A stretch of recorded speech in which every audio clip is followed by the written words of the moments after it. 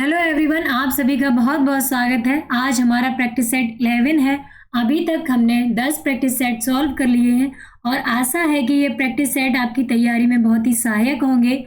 आप अच्छी तरीके से इन्हें सॉल्व करें और कमेंट बॉक्स में आंसर भी करें। कमेंट बॉक्स में लिखा करें कि आपको ये अच्छे लग रहे हैं या कोई परेशानी आ रही है, इसमें कोई समस्या है, उसको भी बताएं। चलिए स्टार्ट करते हैं आज का पहला प्रश्न और ज़्यादा से ज़्यादा लोग भी जुड़ा करें। पहला प्रश्न है आपका, निम्नलिखित में से कौन सा काव्य का आवश्यक अवयव नहीं है? तो सौंदर्य, भाव प्रवणता एवं कल्पना, लयात्मक भाषा या छंद, अलंकारों का प्रयोग, व्याकरण सम्मत भाषा रचना। कौन सा आपका आवश्यक अवयव नहीं है? अगर आप काव्य पढ़ा रहे हैं, काव्य है, तो आपका आवश्यक अवयव कौन सा नहीं है? सौंदर्य, भाव प्रवणता एवं कल्पना, ये तो आवश्यक है काव्य में। काव्य तभी अच्छा लगेगा जो कल्पना से आधारित हो, सौंदर्य हो, भाव हो इसमें। लयात्मक भाषा या छंद, तो जो काव्य होता है उसमें लय, ताल, तुक तो होती ही है, तभी वो गाने में अच्छा लगता है। कोई कविता हो उसमें रिदम एक होती है, तभी हमें अच्छा लगता है। उसमें छंद भी है, आवश्यक है। अलंकार, ये भी आवश्यक है। व्याकरण सम्मत भाषा रचना, तो ये कोई आवश्यक अवयव नहीं है व्याकरण सम्मत भाषा रचना की हम उसमें व्याकरण के नियमों का पालन करें या नहीं करें। तो जो आपका राइट आंसर है बेटा ऑप्शन डी, व्याकरण सम्मत भाषा रचना। निम्नलिखित में से कौन सा काव्य का आवश्यक अवयव नहीं है? तो आप लगा लेंगे आंसर व्याकरण सम्मत भाषा रचना। जो व्याकरण है, व्याकरण के नियम है, वो काव्य के लिए आवश्यक नहीं होते हैं। अगला प्रश्न है आपका, प्राथमिक स्तर पर भाषा सीखने की सरल स्वाभाविक विधि क्या है? ये आपका पेडागोजी से संबंधित प्रश्न है। प्राथमिक स्तर पर अगर आप भाषा सिखाएंगे तो उसका सबसे इजी और नेचुरल तरीका कौन सा होगा? संसर्ग अथवा अनुकरण विधि, अनुवाद विधि, प्रत्यक्ष शिक्षण विधि, संरचना विधि। आइए तो इन विधियों को हम अच्छी तरीके से समझ लेते हैं, फिर आंसर करते हैं। ये विधियां मैं आपको बताई दे रही हूँ, फिर आप खुद ही आंसर बताएंगे मेरे आंसर करने से पहले, ठीक है? तो मैं जब टिक लगाऊं उससे पहले आपका आंसर आ जाए, जब ये सारी विधियां मैं बता दूं, ठीक है? संसर्ग अथवा अनुकरण विधि, संसर्ग मतलब संपर्क में रहकर, और अनुकरण मतलब बातों को दोहराकर या नकल करके। तो बच्चे के संपर्क में रहकर सिखाएंगे और दोहराकर सिखाएंगे तो सरल तरीके से सीख जाएगा, स्वाभाविक तरीका सीख जाएगा। ये सही है कि अनुवाद विधि सही है। अनुवाद विधि में ये व्याकरण शिक्षण की विधि है, इसमें अनुवाद करा के सिखाएंगे, व्याकरण शिक्षण की विधि है। आप थोड़ा सोचें भी इसके बारे में। प्रत्यक्ष शिक्षण विधि, ये इंग्लिश में आपने कभी पढ़ा होगा, डायरेक्ट मेथड होता है कैसे कि प्रत्यक्ष शिक्षण करें, कि जो हमारी लक्ष्य भाषा है उसको ही हम सिखाएं। लक्ष्य भाषा पर फोकस करना, लक्ष्य भाषा को सीधे तौर पर सिखाना, लक्ष्य भाषा को सीधे तौर पर सिखाना कहलाता है प्रत्यक्ष शिक्षण विधि। अभी मैं आपको इसके बारे में बताऊंगी, लक्ष्य भाषा को सीधे तौर पर सिखाना। जैसे आपने अंग्रेजी भाषा ली, तो हम हिंदी भाषा में, हमारी हिंदी नेचुरल भाषा है, मातृभाषा हमारी जैसे हिंदी है, हम हिंदी बोलते हैं। तो डायरेक्ट मेथड में क्या होगा कि अगर अंग्रेजी भाषा सिखा रहे हैं तो हिंदी का प्रयोग ना करके डायरेक्ट हम इंग्लिश ही पढ़ाएं, है ना? डायरेक्ट लक्ष्य भाषा इंग्लिश है, इंग्लिश में ही हम सिखाएं, तो वो प्रत्यक्ष शिक्षण विधि हो गई। ऐसे ही अगर हम हिंदी सिखा रहे हैं, हिंदी हमारी लक्ष्य भाषा है, हम बच्चे की मातृभाषा का प्रयोग साथ में नहीं कर रहे, तो वहाँ प्रत्यक्ष शिक्षण विधि होगी। मातृभाषा का प्रयोग नहीं करें, डायरेक्ट हिंदी ही पढ़ाने लगे, उसके बच्चे की मातृभाषा के शब्द ना जोड़ें, तो क्या वो सीख जाएगा जल्दी, है ना? तो ये इस विधि का प्रयोग करेंगे कि संरचना विधि। संरचना विधि एक नई विधि है, नई विधि। इसमें एक पैटर्न तैयार किया जाता है किसी भी भाषा को सीखने के लिए। खास भाषा का पैटर्न तैयार करेंगे, खास भाषा, यहाँ भाषा लिख लेंगे, खास भाषा का पैटर्न तैयार करेंगे। इनको नोट भी करते रहिए साथ के साथ, तो आपको कभी भी ये विधियां आए, पेडागोजी से संबंधित कोई प्रश्न आए तो आप आसानी से सॉल्व कर लें, हल कर लें। खास भाषा का पैटर्न या संरचना बनाया जाता है इसमें, ठीक है? तो आपका जो राइट आंसर होगा कौन सा होगा बेटा? आप आंसर करिए कमेंट बॉक्स में। आपका ए होगा, बी होगा, सी होगा या डी होगा? आंसर करिए ए, बी, सी, डी। बहुत अच्छे, किसी ने आंसर किया है ए। गुड। आगे बढ़ते हैं। ज्ञा वर्ड किन वर्णों के संयोग से बनता है? जा प्लस या, जा और या, जा प्लस या, गा और या। तो ज्या बोलते हैं इसको, वैसे हम अपनी भाषा में क्या बोलते हैं? ज्ञानी। इसका उच्चारण कैसे करते हैं? विज्ञान। लेकिन यह क्या इसे शुद्ध बोला जाएगा? तो ज्या। अब इसमें से कौन सा है? अगर हमने ऑप्शन ए देख लिया, आगे नहीं देखा ध्यान से, तो हम क्या करेंगे? इस पर ही टिक कराएंगे। लेकिन ये पूर्ण जा है, जा पूरा है, ये यहाँ पूरा है, जा ये हलंत वाला है और यहाँ, तो यही हमारा राइट आंसर होगा। आधे जा से और या से मिलकर बना है ज्ञा। ज्या जो आपका है वो इससे बना है मिलकर, ये संयुक्त व्यंजन है। संयुक्त व्यंजन मैंने बेटा आपको वर्णमाला में सिखाए हुए हैं। किसी को कोई समस्या आ रही हो तो वहां से जाकर पढ़ लें। इसको और भी वर्ड विच्छेद कर सकते हैं। यहाँ को आधा कर दें और या जोड़ दें, आ जोड़ दें, आ जोड़ दें, तो इसको इस तरह और भी लिख सकते हैं। ठीक है। श, श किससे मिलकर बनता है? ये आप कमेंट बॉक्स में आंसर करेंगे। ठीक है। मध्यम पुरुष सर्वनाम का उदाहरण है। आपका प्रश्न नंबर 4 है, मध्यम पुरुष सर्वनाम का उदाहरण क्या होगा? तो मैंने जब आपको सर्वनाम पढ़ाए थे, आपको हिंदी की प्लेलिस्ट में सर्वनाम मिलेंगे, सर्वनाम पढ़ाए थे, तो उसमें आया था पुरुषवाचक सर्वनाम। वहीं पर आपको बताया था कि जो पुरुषवाचक सर्वनाम में जो पुरुष होते हैं वो 3 प्रकार के होते हैं। पुरुष 3 प्रकार के होते हैं। कौन कौन से? उत्तम पुरुष, उत्तम पुरुष, मध्यम पुरुष, जैसे इंग्लिश में पढ़ते हैं फर्स्ट पर्सन, सेकंड पर्सन और थर्ड पर्सन। अन्य पुरुष, फर्स्ट पर्सन उत्तम पुरुष होगा, मध्यम पुरुष सेकंड पर्सन, ठीक, और अन्य पुरुष में थर्ड पर्सन। उत्तम पुरुष में आएगा मैं और हम, ये सब इससे बनने वाले जितने भी सर्वनाम हैं मैं और हम से, वो उत्तम पुरुष में आएंगे। मध्यम पुरुष में आपका आएगा तू, तुम, आप, आपका, तुम्हारा, ये सब किस में आएंगे? मध्यम में। अन्य पुरुष में यह, वे, ये सारे किस में आएंगे? अन्य पुरुष में। ठीक है। तो आपका वह कैसा है? अन्य पुरुष है। वे कैसा है? अन्य पुरुष है। आप कैसा है? मध्यम पुरुष है। और मैं कैसा है? उत्तम पुरुष। इस तरह भी प्रश्न आ जाता है। उत्तम पुरुष वक्ता है, श्रोता है या अन्य है, तो ये इसमें लिखेंगे वक्ता। वक्ता उत्तम पुरुष में आता है, श्रोता मध्यम पुरुष में आता है और अन्य जिसकी बात की जाए वो अन्य पुरुष में आएगा। ये ध्यान रखना। तो आपका जो राइट आंसर है बेटा ऑप्शन सी है राइट आंसर। इसमें कोई समस्या, कोई परेशानी? चलिए आगे बढ़ते हैं अगले प्रश्न पर।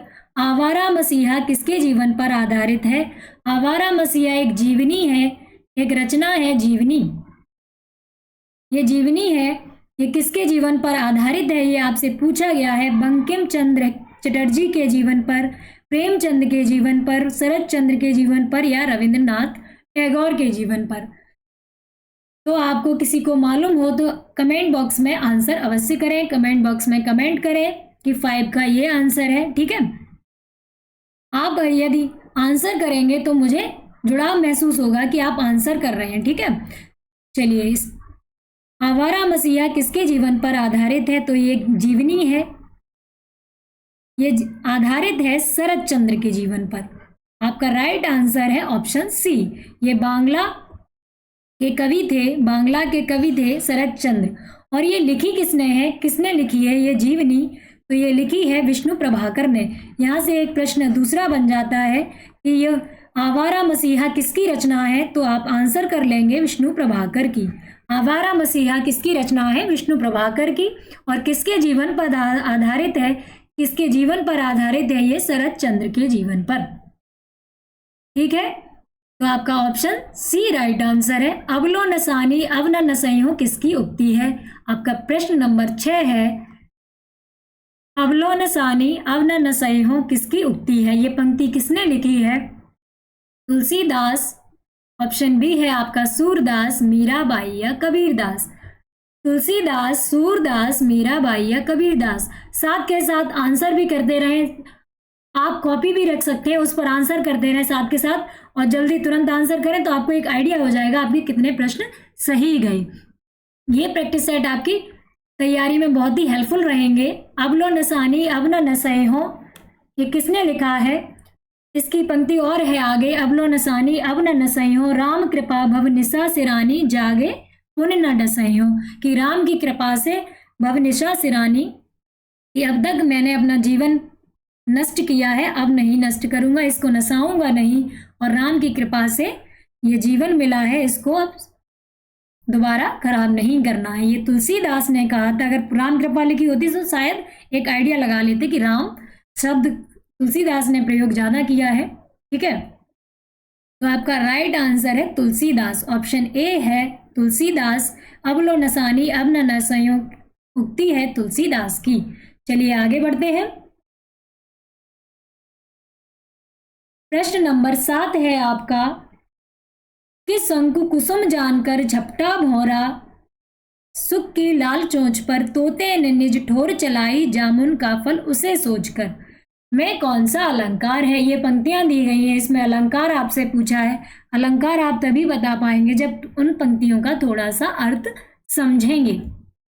तो आपका ऑप्शन ए संदेह है, या स्वभावोक्ति है, अन्योक्ति है, या भ्रांतिमान है। यह अलंकार के बारे में आपको पता होना चाहिए। संदेह जहाँ संदेह हो, स्वभावोक्ति या स्वाभाविक उक्ति हो, अन्योक्ति जैसे अन्य पर बात कहकर। अभी इसके बारे में डिटेल में सबके बारे में समझाएंगे, इसके अर्थ को पहले समझ लें।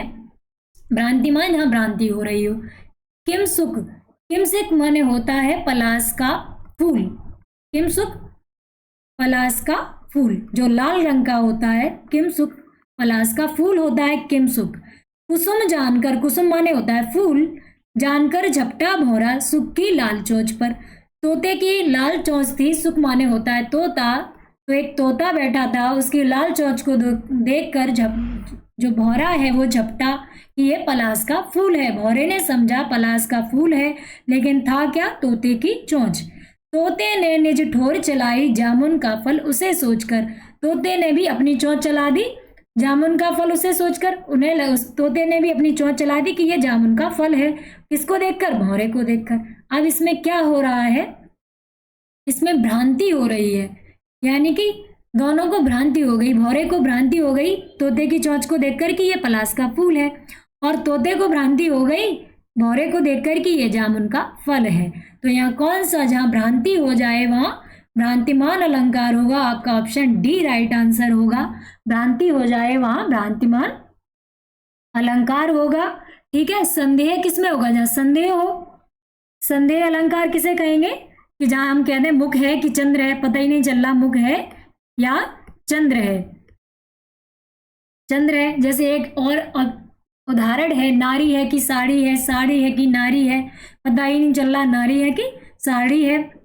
तो यहाँ संदेह है, पता नहीं चल रहा, संदेह, भ्रांति में भ्रांति हो गई। ठीक, स्वभावोक्ति की स्वाभाविक उक्ति हो, जहाँ स्वाभाविक उक्ति हो, स्वाभाविक उक्ति हो, यथावत स्वाभाविक वर्णन हो किसी चीज का, वहां स्वाभाविक वर्णन, जहां स्वाभाविक वर्णन हो किसी की, जैसे कृष्ण के बाल रूप का स्वाभाविक वर्णन किया जाए। सोहत कर नवनीत लिए घुटरन चलत रेणुतन मंडित, ऐसे बात कहें तो कृष्ण के बाल रूप का स्वाभाविक वर्णन है, वहां स्वाभाविक अलंकार होगा। अन्योक्ति किसी पर अप्रस्तुत, यानी कोई चीज है, जैसे अन्योक्ति कहते हैं अन्य पर, किसी पर ढालकर बात कह देना। अप्रस्तुत के माध्यम से, अप्रस्तुत के माध्यम से प्रस्तुत का वर्णन करें तो वहां क्या होगा? वहां अन्योक्ति अलंकार होगा। जैसे किसी को समझाना हो तो वहां अन्योक्ति अलंकार कहेंगे। किसी पर दूसरे पर डालकर बात कह दें तो वहां अन्योक्ति अलंकार होगा आपका। ठीक है, ऐसे पंक्ति है, वो आती है, नहीं पराग नहीं मधुर मधु, नहीं विकास ही काल, अली कली ही सुगंध्यो, आगे कौन हवाल। तो यहाँ कहते हैं कि भौरा की तरह कली पर ही बिंदे रहोगे। जयचंद, जो राजा जयसिंह थे, वो अपनी नई पत्नी लाए तो उसी में बिजी रहते थे, राजकाज देखते नहीं थे। तो वहाँ के जो कवि थे उन्होंने उनके ऊपर पंक्ति लिखी, उन्हें समझाने के लिए एक पत्र लिखा, उसमें ही समझाया था। भौरे को एक उदाहरण मान के कह दिया कि भौरा यदि उसी में व्यस्त रहेगा तो फिर आगे के जो राज काज है उस कौन करेगा। तो इस तरह अन्योक्ति अन्य परोक्ति कहकर किसी को कोई बात समझाई जाए, वहाँ अन्योक्ति अलंकार होगा। भ्रांति में भ्रांति अभी समझ गए कि भ्रांति हो जाए तो वहाँ भ्रांतिमान अलंकार है। तो आपका राइट आंसर है डी। चलिए आगे बढ़ते हैं।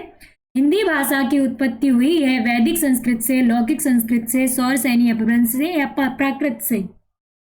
तो हिंदी का रूप कैसे बदलता चला आया? संस्कृत से बदला पाली, पाली से बदला प्राकृत, और प्राकृत से आपका बदला अपभ्रंश, अपभ्रंश, और अपभ्रंश से ही हिंदी का विकास क्रम माना जाता है।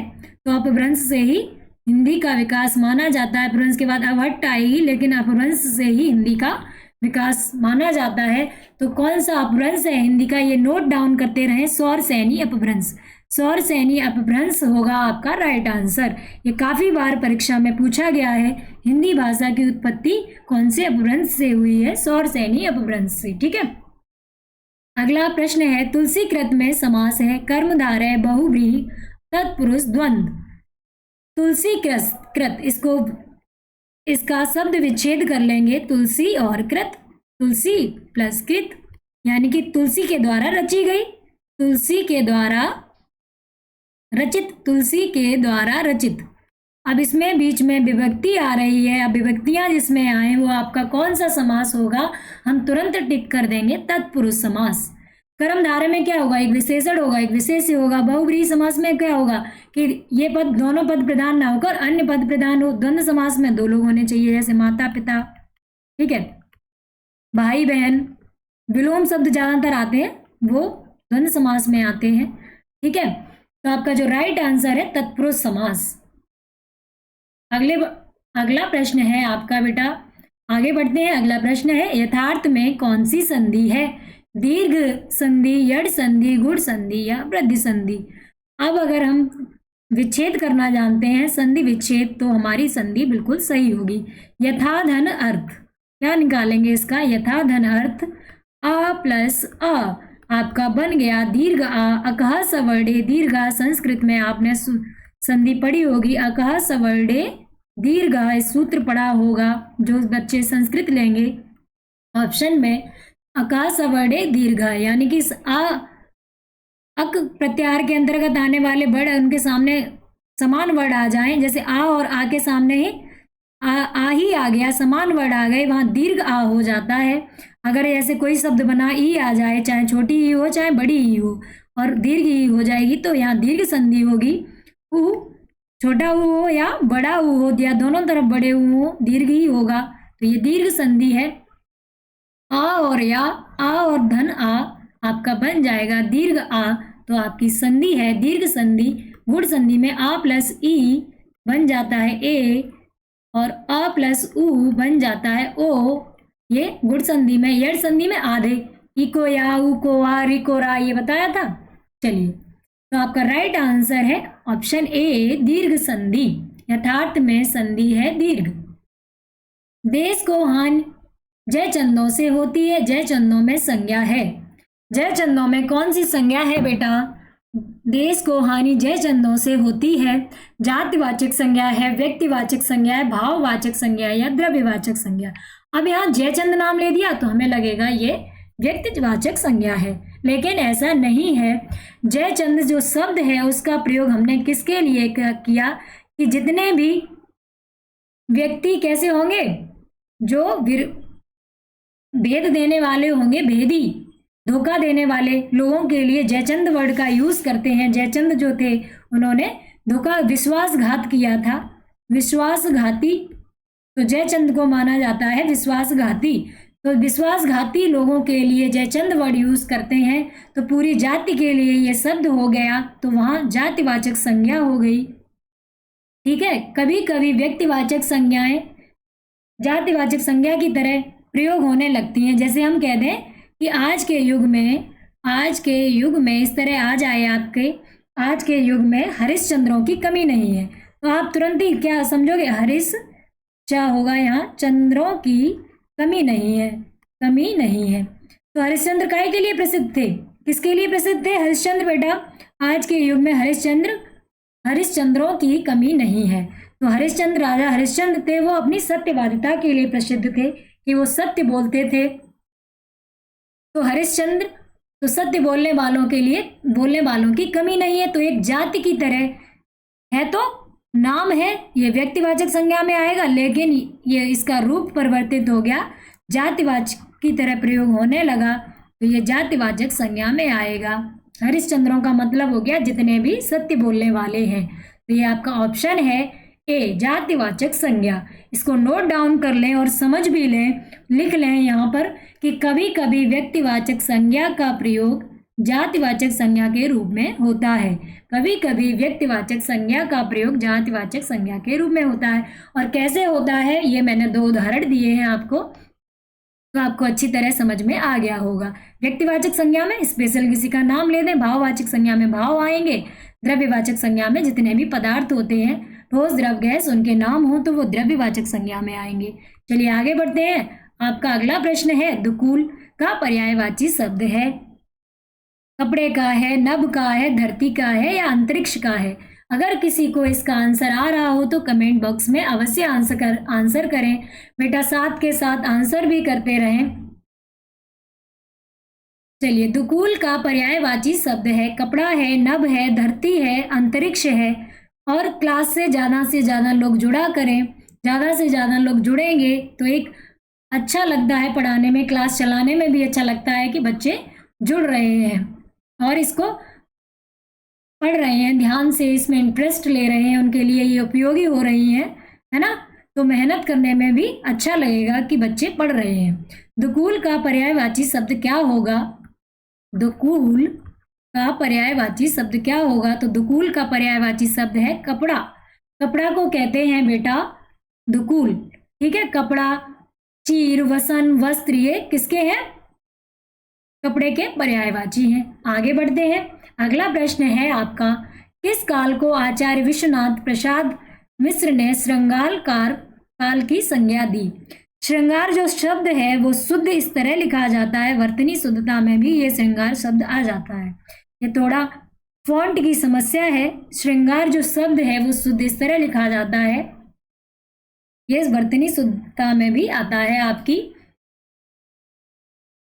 चलिए, तो किस काल को श्रृंगार काल कहा है आचार्य विश्वनाथ ने?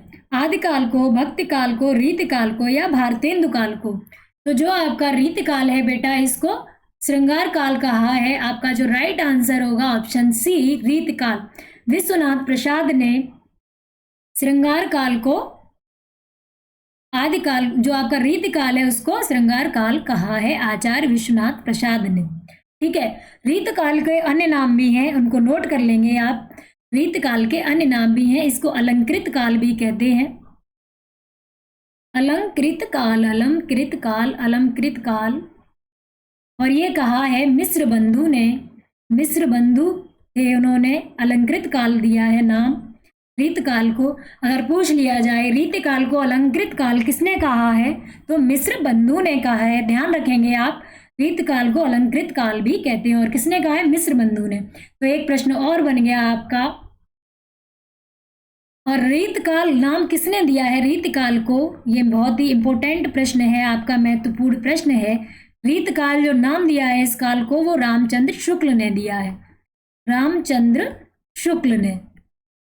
तो ये साथ के साथ नोट भी करते जाएं तो आपके बहुत अच्छे नोट्स तैयार होंगे, बहुत सारे पॉइंट बन जाएंगे, आपको इकट्ठे बहुत सारे पॉइंट पढ़ने को मिलेंगे। एक कॉपी बना लें, उसमें आप जितने भी प्रैक्टिस सेट है मैं सॉल्व कराती हूँ साथ के साथ, और आपको जो आपको इम्पोर्टेंट लगे कि आपको अभी नहीं आ रहा है समझ में, इसको लिखना चाहिए, उसको लिख लें आप। इसके पॉइंट वाइज नोट्स बनाते चलें, तो आपको एग्ज़ाम में जाने से पहले आप जब रिवाइज करेंगे तो बहुत ही सहायता मिलेगी उनसे। अच्छे नोट्स आपकी सफलता में बहुत ही सहायक होते हैं, इसलिए नोट्स पर ध्यान देते रहें। इनको नोट कर लें, आपका टाइम ज़्यादा वेस्ट नहीं होगा। साथ के साथ नोट कर लें कि यहाँ से 3 नाम मिल गए रीत काल के हमें। यहाँ से अलंकृत काल, रीत काल, श्रृंगार काल, ठीक है। रीत काल कहा था रामचंद्र शुक्ल ने, श्रृंगार काल कहा था विश्वनाथ ने, और अलंकृत काल नाम दिया था मिश्र बंधु ने। ये सारे ही महत्वपूर्ण है, इस तरह आपकी परीक्षा में आ रहे हैं, प्रीवियस ईयर में पेपर में पूछे जा रहे हैं ये काल के नाम। नवनीत शब्द का सही अर्थ क्या है? घी, आकाश, नवीन, मक्खन। तो नवनीत शब्द का सही अर्थ है मक्खन, राइट आंसर है मक्खन। अगला पढ़ते हैं। सुसुप्ति का विलोम है। सुसुप्ति माने होता है सोई हुई अवस्था या सोया हुआ, ठीक है, सोया हुआ। तो इसका जो विलोम होगा निषेध, सुमति, समष्टि, जागृति। तो आपका जो राइट आंसर है वो है ऑप्शन डी, जागृति, जागा हुआ। इसका अर्थ क्या होगा? जागा हुआ, ठीक है। आगे बढ़ते हैं।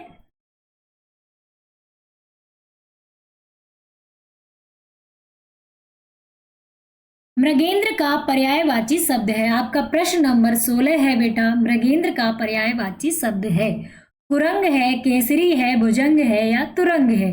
अब मृगेंद्र, मृग का इंद्र किसे कहेंगे? मृग का इंद्र। सोचे आप लोग, केसरी, कुरंग, भुजंग, तुरंग। अब इनके भी अर्थ जब हमें पता हो पर्यायवाची, तभी तो हम आंसर कर पाएंगे। किस किस को कहेंगे? मृगेंद्र बच्चा कहते हैं सिंह को, मृगेंद्र बेटा सिंह को कहते हैं। मृगेंद्र का पर्यायवाची शब्द है सिंह, ठीक। अब सिंह इसमें किसका अर्थ होगा? कुरंग होता है हिरण का, कुरंग होता है हिरण का पर्यायवाची। भुजंग होता है सर्प का, केसरी होता है सिंह का, और तुरंग होता है घोड़े का। यहाँ आपको 4 पर्यायवाची मिल गए इस 16वें प्रश्न में। कुरंग हिरण, भुजंग सर्प, तुरंग घोड़ा, केसरी सिंह। तो आपका जो राइट आंसर है ऑप्शन बी, केसरी। केसरी मीन्स होता है सिंह, ठीक है। और भी लिख लीजिए, सिंह के मृगराज भी कहते हैं। मृग से यहाँ केवल हिरण से नहीं मतलब है, यहाँ जो पशु है उन सबसे मतलब है कि मृगों के राजा हैं, जो पशुओं के राजा हैं। मृगेंद्र मृगों के इंद्र हैं, ठीक है। तो थोड़ा सेंस इस तरह भी लगा लीजिए, अगर कभी समझ में ना आए, आपको ना आ रहा हो, तो थोड़ा इसको संधि विच्छेद या विच्छेद करके जब देख लेंगे तो थोड़ा तो कुछ ना कुछ समझ में आएगा ही, तो आप राइट आंसर टिक कर सकते हैं, ठीक है। इसको केसरी कहेंगे, केहर भी कहते हैं, केहरी। व्याघ्र, ये तो व्याघ्र तो सभी को पता होगा, व्याघ्र, ठीक है। चलिए आगे बढ़ते हैं। निम्न में से अल्प प्राण वर्ड कौन से हैं? अल्प प्राण वर्ड कौन से हैं आपके?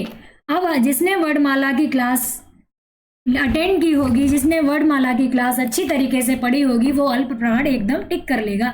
अभी तक मैंने अल्प प्राण के कई प्रश्न आपको बता दिए। आ से पहला बना दो, ला से 3 बना दो, पा से 5 बना दो। हिंदी के 5 ऐसे ही तो बनते हैं। यहाँ से एक ट्रिक बना लो, 1 3 5 अल्प प्राण देख के ही समझ में आ जाए, पहला तीसरा पांचवा। प्रत्येक वर्ग का पहला तीसरा पांचवा वर्ड अल्प प्राण में आएगा। सभी स्वर अल्प प्राण में आएंगे, है ना। अंतस्थ व्यंजन आपके अल्प प्राण में आएंगे, य र ल व, ये अल्प प्राण में आएंगे सभी। तो 1 3 5 किस में बन रहा है कि पहला तीसरा पांचवा वर्ड छा और झा, चा छा, तो ये दूसरा वर्ड हो गया, ये झा चौथा वर्ड हो गया, ये नहीं है हमारा। का आपका पहला है, गा आपका तीसरा है। का खा गा, का पहला, का वर्ग का तीसरा वर्ड है जो गा, ये है। था आपका ता था दूसरा है, धा आपका चौथा है। पा आपका पहला है, पा फा बा भा, ये आपका चौथा है। तो आपका राइट आंसर कौन सा होगा बेटा? ये पा तो मिल रहा है लेकिन चौथा नहीं है, भा नहीं है। तो आपका जो राइट आंसर होगा ऑप्शन बी।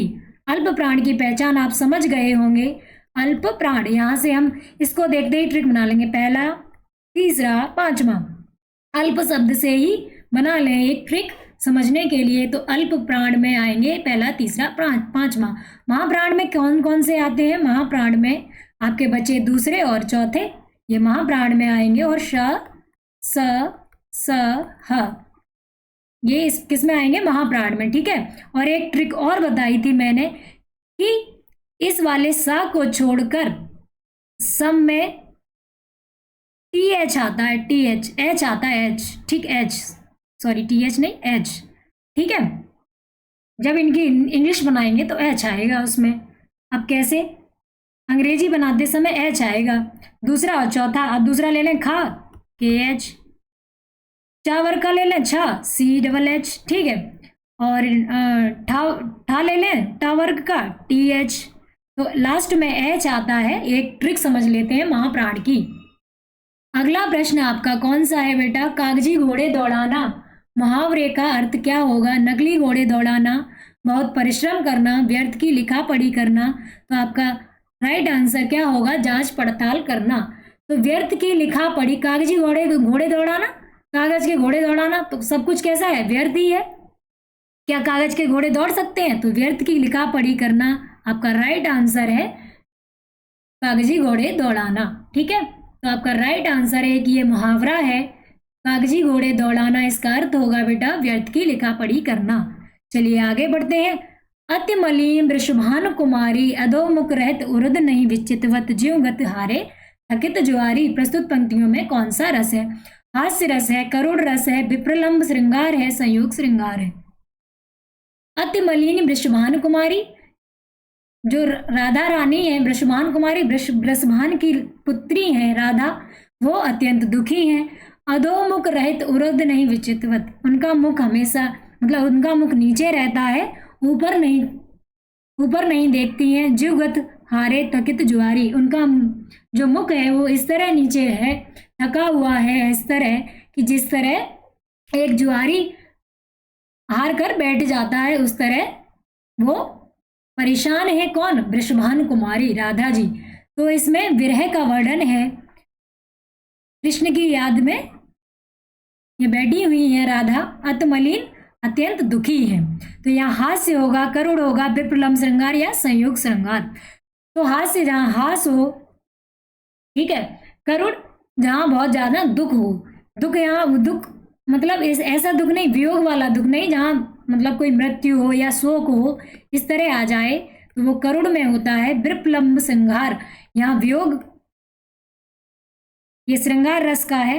रति, श्रृंगार रस के, श्रृंगार जो रस है, श्रृंगार रस, वो दो भागों में बटा हुआ है, संयोग श्रृंगार और वियोग श्रृंगार। और वियोग श्रृंगार को ही विप्रलंब श्रृंगार कहते हैं, वियोग श्रृंगार। ठीक है, तो जहां नायक और नायिका का मिलन का वर्णन हो, नायक नायिका के मिलन का वर्णन हो, वहां संयोग श्रृंगार होगा। और जहां वियोग का वर्णन हो, वहां विप्रलंब श्रृंगार या वियोग श्रृंगार होगा। तो आपका राइट आंसर है वियोग या विप्रलंब श्रृंगार। श्रृंगार इस तरह लिखेंगे, संयोग श्रृंगार नहीं है, तो आपका राइट आंसर बेटा कौन सा होगा? विप्रलंब श्रृंगार।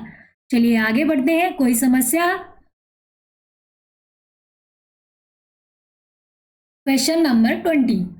जाने गौर अनुकूल सिय हिय हरसु न जाई कहे, मंजुल मंगल मूल वाम अंग फरकन लगे।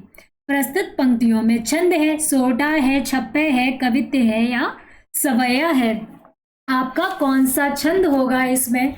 छंद बेटा मैंने आपको अच्छी तरीके से समझाए हैं। जिस किसी को छंद में समस्या आ रही हो या नए जुड़े हो, तो वो लोग प्लेलिस्ट में जाकर छंद की क्लास अवश्य लें। आपको छंद की क्लास अटेंड करने के बाद कोई भी परेशानी, छंद के टॉपिक से रिलेटेड कोई भी परेशानी आपको नहीं होगी।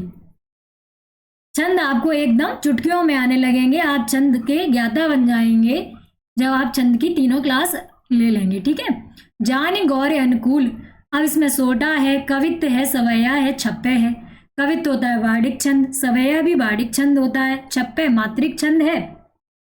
और छप्पे किससे बना है? रोला प्लस उल्लाला, रोला प्लस उल्लाला। अब इतना तो हमें दिख नहीं रहा कि 6 चरण हैं इसमें। कवित्त अब देख रहे मात्रिक छंद है कि नहीं? कवित्त में कितने होते हैं वर्ड? आपको वर्डिक छंद में बताए थे 31 वर्ड। सवैया में कितने वर्ड? 26 वर्ड। ठीक है, और इसमें सोठा में क्या बताया था? 11 और 13 मात्राएं होती है। कितनी मात्राएं? 11 और 13। छोटा होता है दोहा का उल्टा। अब चलो देख लेते हैं। पहले हम इसको डिसाइड कर लें कि वर्डिक छंद है कि नहीं। हम वर्ड गिन लें, 1 2 3 4 5 6 7 8 9 10 11 12 13 14 15 16 17 18 19 20। अब ये यहाँ पर तो एक चरण पूरा हो गया, लेकिन 1 2 3 4 5 6 7 8, एक चरण में 8 ही है। और यहाँ पर बात की गई है कि एक चरण में 31 वर्ड हो, सवैया एक चरण में 26 वर्ड हो। तो एक चरण में 8 ही वर्ण है, यानी कि ये वर्णिक छंद तो हो ही नहीं सकता। अब मात्रिक छंद सोटा है कि छप्पे है। चलो इसको देख लेते हैं, रोला प्लस उल्लाला। अब इसमें उल्लाला नहीं है तो हम इसको टिक नहीं करेंगे। जान गौर अनुकूल, अब इसमें मात्राएं गिन लें। मात्राएं तो आप फटाफट गिन लेंगे क्योंकि आपने क्लास अटेंड की है छंद वाली। 2 1 1 1 2 1 1 1 2 1 आएगा, इस पर लघु मात्रा आएगी। लघु मात्राएं हैं, ये लघु मात्रा, ये लघु मात्रा, दीर्घ मात्रा, आपकी दीर्घ मात्रा को गुरु मात्रा भी बोलते हैं। ये लघु और ये भी लघु। अब गिन ले पहले चरण में कितनी मात्राएं। 3 और 3 6, 6 और 3 9, और ये 10 यहाँ कहीं गड़बड़ हो गई है। गौरी जानी गौरी, यहाँ 11 मात्राएं आनी चाहिए। जानी गौरी अनुकूल, सी हिया 3 3 6,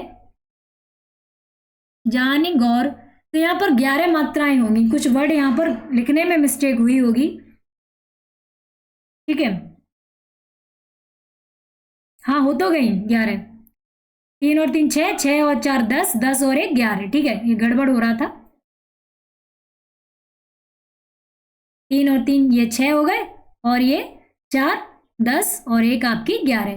तो 11 मात्राएं इसमें देख लेते हैं। 1 2 3 4 5 6 7 8 9 10 11 12 13। दूसरे चरण में 13 मात्राएं। तो पहले और तीसरे चरण में 11 11 मात्राएं, इस वाले में भी आपकी 11 मात्राएं होंगी, इसमें आपकी 13 मात्राएं होंगी इस वाले में। तो पहले और तीसरे में 11 11 मात्राएं, दूसरे और चौथे चरण में 13 13 मात्राएं। ये किस में होता था बेटा? आपके शोठा में है, दोहा में इसका उल्टा है, 13 11 चलेगा इसमें नियम। और अनुकूल और मूल, यहाँ पर इनके ये दोनों चरण के जो तुक है वो भी मिल रही है। ये भी मैंने सोटा की पहचान आपको बताई थी, ये सोटा की पहचान है, तो आपका राइट आंसर होगा ऑप्शन ए। इसमें कोई समस्या? चलिए आगे बढ़ते हैं। आज का जो पद्यांश है वो देख लेते हैं। अब पद्यांश, आपका पद्यांश कल पहले की क्लासों में हमने गद्यांश रखा था और आज की क्लास में आपका पद्यांश रखा है। इसको पढ़ लेते हैं, फिर इसके प्रश्न सॉल्व करते हैं। इसके उपरांत जो भी प्रश्न होंगे वो पद्यांश से ही रिलेटेड होंगे। अस्ताचल रवि, जल छल छवि, स्तब्ध विश्व कवि, जीवन उन्मन, मंद पवन बहती सुध रह, परिमल की कह कथा पुरातन, दूर नदी पर नौका सुंदर, दीखी मृग तर बहती ज्योसर, वहां स्नेह की प्रतन प्रतन देह की, बिना गेह बैठी नूतन। ठीक है। ध्यान नयन मन चित्त प्राण धन, किया शेष रवि ने कर अर्पण।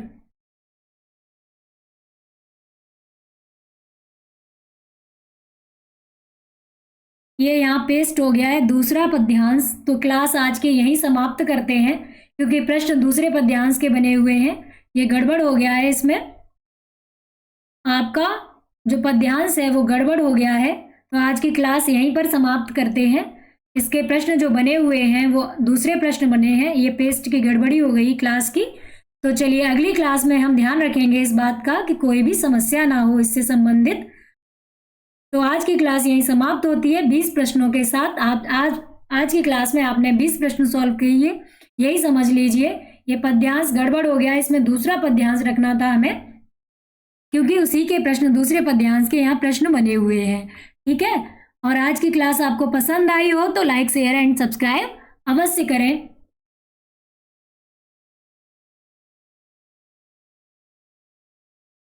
चलिए आज की क्लास यहीं समाप्त करते हैं। आप सभी का बहुत बहुत धन्यवाद।